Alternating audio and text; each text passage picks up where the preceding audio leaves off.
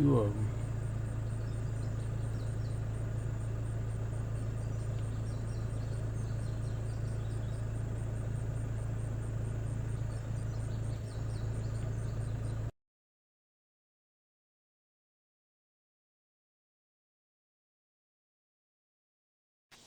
All right, Kapper here. Here's an update on the dump truck. Okay, first of all, I got something to show you. Check this out right here. The lipstick just keeps getting better and better. And today, this morning, I changed the spark plugs, the plug wires, and one of the coils, the number 1 coil. An interesting side note, when I was changing the plugs, I noticed that number 6, the wire and probably the plug had been changed. Not like recently, which kind of surprised me. I thought the GM dealer probably did that, but number 6 was the one that we were constantly getting the error on for the misfire when we were having fuel problems. So a couple years ago, I can't tell how many years, it wasn't brand new, but it was newer than all the other ones because the plug wire had grease on it and the retaining spring was off. Just like I took off the other 7 because they are a royal pain. But interesting, I don't know if that's coincidence, if that may have been loose or what, but got them all swapped out, purrs like a kitten. Ran it up, mashed it down a few times, got high speed on it, and so far so good. No more check engine light. I might try to crawl under there, see if I can work on that shroud, because I really do need that tank protected. I mean, I'm running in rocky surfaces, hilly surfaces, in the woods.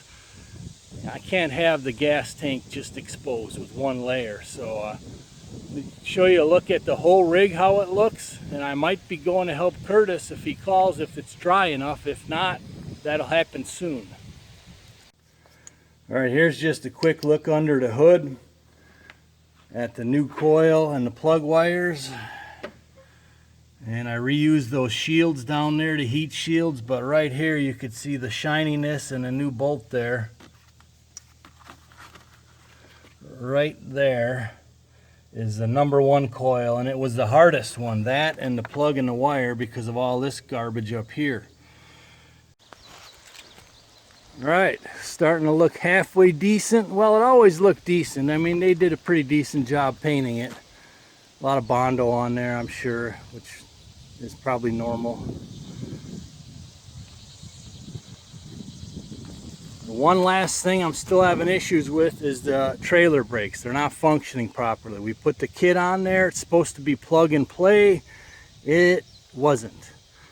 It does function. If you push the button manually, it will trigger the rear brakes. So at least I have rear brakes. I got to push them by thumb each time. That I'll probably take that in to get a trouble shot here locally. There's a guy that used to work at a GM shop and he's pretty good. So there's the update for now. She's ready to go as far as I could tell. All right, so the rest of the report on the truck. Finally, some good news. I already told you about the wires and the coil, and then I crawled under there to take a look at that fuel tank cover, and I almost threw the towel in and said, man, because a jack wouldn't work, it was too heavy, and coincidentally the fuel tank is the lowest hanging thing right next to the muffler, which is why they have a cover on it. But I decided to give it another try and get back under there. So let me show you how I got that thing all set up. And now this thing should be ready to roll. All right, so the easiest part was, this is the big plastic piece, was getting that in position. And luckily I had a bunch of 1/2-inch bolts that fit, otherwise I'd have been dead in the water. Okay, so this covers a majority of the tank, but up in front here, all right, there was a little bit of exposed spot here, so I fabricated this sheet metal, screwed that down to the frame right there in 2 spots, slid that under the, this is the heavy plastic, and then I set it so where it's touching up real tight into that frame, and I put some foam in there. You could see that foam in there just to keep it from rattling, metal on metal.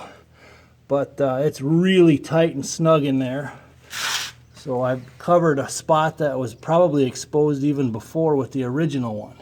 But now let me go take you on the other side and show you the part that they said was rotten. Alright, so here's the other side where my flashlight is. That's the tin part that the bottom was rotten. It was rotten down here where these slots line up. So what I ended up doing was I took this galvanized wire, I got the sheet metal back in to where it's at least protecting the tank, and it slid into plastic right there. And I used these galvanized wires here in two spots, both up here and then back here, to support it, tied to the frame up above. So I don't think it'll be a problem at all at this point. It's nice and snug and firm in there, and at least the entire bottom of the tank here has this thick, that's probably 1/4 inch or 3/8 inch plastic under there. So I feel much better about rough terrain. Definitely much better. Probably even a better thing I ended up doing it myself, because I got it sealed up in the front there now, more so than it was even before. So there you have it. There's my new door sign. Anyways, she is ready to go. Looking good. It's almost time to hit the road now for a project of some sort to start having to pay for itself.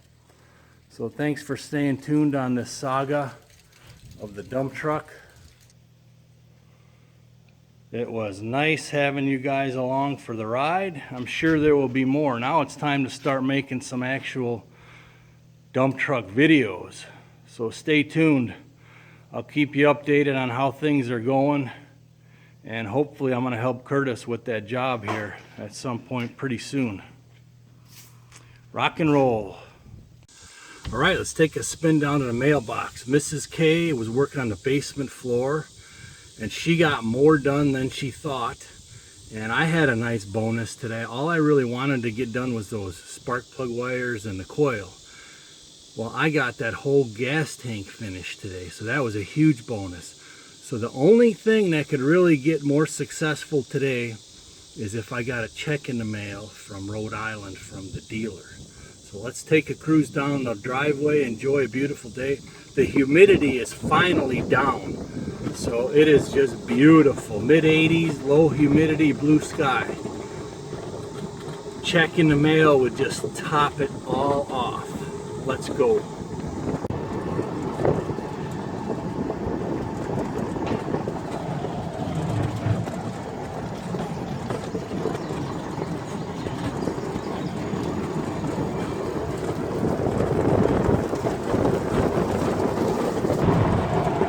There's a deer over there.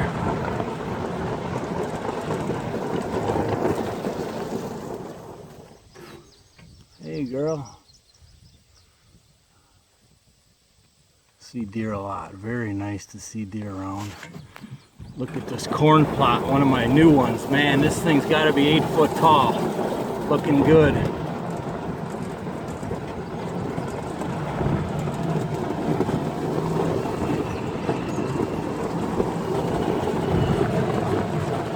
Watering hole looking good.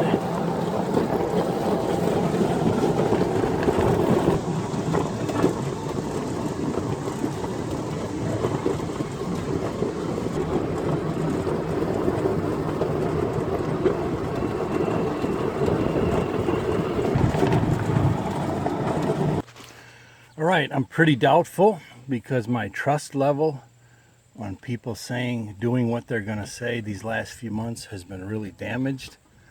But you just never know. Nothing. I guess we'll give them a little more time yet and keep waiting.